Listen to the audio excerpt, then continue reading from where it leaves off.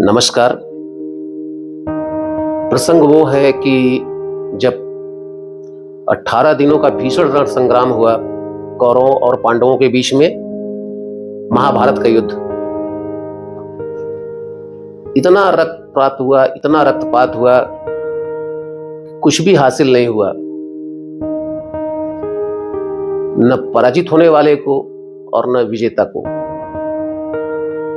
दृश्य ऐसा था कि जब विजय के पश्चात पांडव दरबार में गए और ज्येष्ठ कुंती पुत्र युधिष्ठिर सिंहासन पर बैठे, तो विदूषक ने, जो चारण होते हैं बंदीजन, उन्होंने जयकारा लगाया कि परम चक्रवर्ती सम्राट युधिष्ठिर की। उत्तर में जय का आवाज नहीं आया। 2-3 बार बोला गया तो उन्होंने पूछा कि उत्तर क्यों नहीं आ रहा है। तो लोगों ने बताया कि महाराज, कोई बचा ही नहीं आपका जयकारा करने के लिए, कोई नहीं बचा। इनको इतना दुख हुआ कि इस युद्ध से हासिल क्या हुआ मुझे।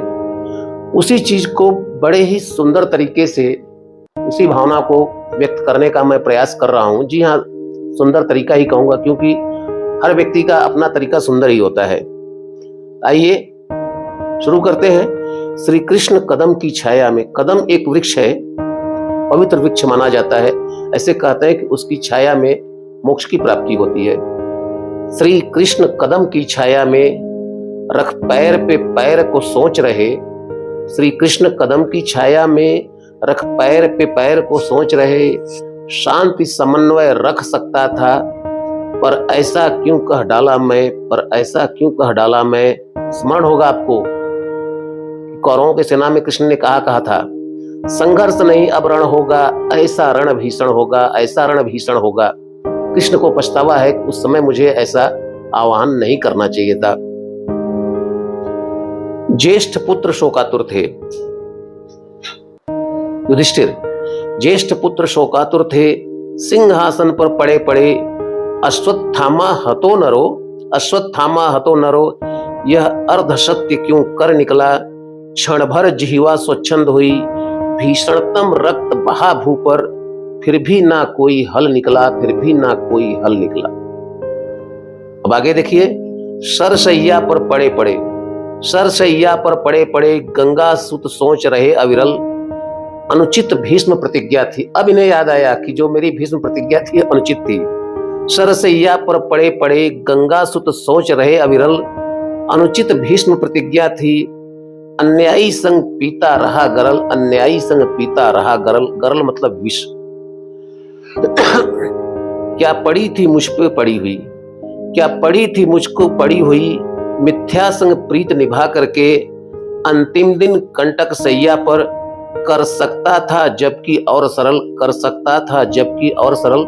यदि मैंने दुर्योधन का साथ नहीं दिया होता तो कदाचित दुर्योधन इतना बड़ा हठ ना पालता। मेरे ही बल पर तो उसने इतना बड़ा हठ पाला, कहीं न कहीं मैं भी दोषी हूं। पुत्र मोह पड़ा भारी मुझ पर, पुत्र मोह पड़ा भारी मुझ पर, क्यों कर इतना मोह किया। तनिक भी चक्षु खुला रखता, मैंने जो इतना दोह किया, मैंने जो इतना दोह किया। आज एक पुत्र की छाया ने, 100 पुत्रों का पिता था मैं, पर आज एक पुत्र की छाया ने शतपुत्रों का मुझे विशोह दिया। अनाधिकार हठ दुर्योधन का, कोटिक शव का खो दिया, कोटिक शव का खो दिया। ये पीड़ा है किसकी? दुर्योधन के पिता की। भीमसेन है परम बली, भीमसेन है परम बली, 10,000 हाथी बल था। भीमसेन है परम बली, 10,000 हाथी बल था। मैंने जो किया कौरवों पर, क्या सचमुच सभी न्यायोचित था, क्या सचमुच सभी न्यायोचित था। जो भी थे जैसे भी थे, जो भी थे वो जैसे भी थे, पर बंधु बांधव मेरे ही तो थे। जो भी थे वो जैसे भी थे, पर बंधु सभी मेरे ही तो थे। लहू पान करना मेरा, मेरा यह कृत्य समयोचित था, क्या मेरा यह कृत्य समयोचित था।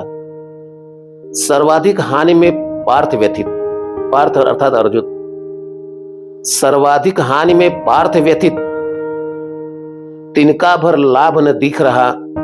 सर्वाधिक हानि में पार्थ व्यथित, तिनका भर लाभ न दिख रहा। मुझसे ही सब बगिया उजड़ी, मेरी ही सब बगिया उजड़ी, मेरी ही सब बगिया उजड़ी। मानो वह जग को देता सीख रहा, मानो वह जग को देता सीख रहा। मानो अर्जुन ये कह रहा है कि ऐ दुनिया वालों, ऐ आने वाली पीढ़ियों, देख लो युद्ध का परिणाम क्या होता है।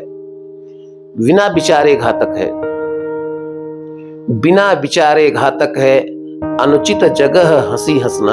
आप समझ गए होंगे मैं किसकी चर्चा करने जा रहा हूं। बिना विचारे घातक है, अनुचित जगह हंसी हंसना। अंधे को सुत को अंधा कहना, अंधे के सुत को अंधा कहना, और मर्यादा से बाहर रहना, मर्यादा से बाहर रहना। क्या सोची थी, क्या सूझी थी उस पल मुझको, क्या सूझी थी उस पल मुझको, क्यों मति मेरी विपरीत हुई।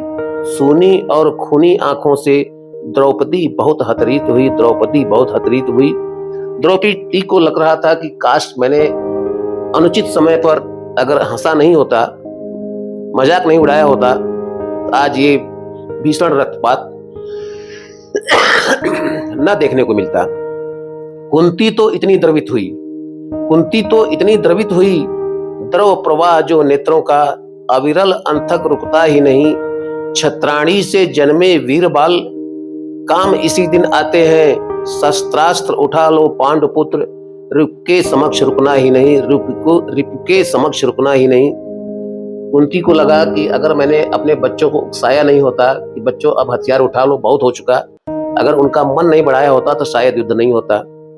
अतएव मांगने के बेला, अतएव मांगने के बेला, युग युग का है संताप लिया। मेरे उकसावे के कारण भीषण रक्तपात हुआ, भीषण रक्तपात हुआ। इसी तरह से जो लोग जीवित बचे थे सब संतप्त थे, सब व्यथित थे, कोई विजय का उल्लास नहीं था। और राजपाट अगली पीढ़ी को देकर के सब हिमालय पर तपस्या करने चले गए और एक एक करके सब परमात्मा में विलीन होते चले गए। आज की पीढ़ी के लिए ये बहुत ही समयोचित और न्यायोचित है। धन्यवाद, शुक्रिया।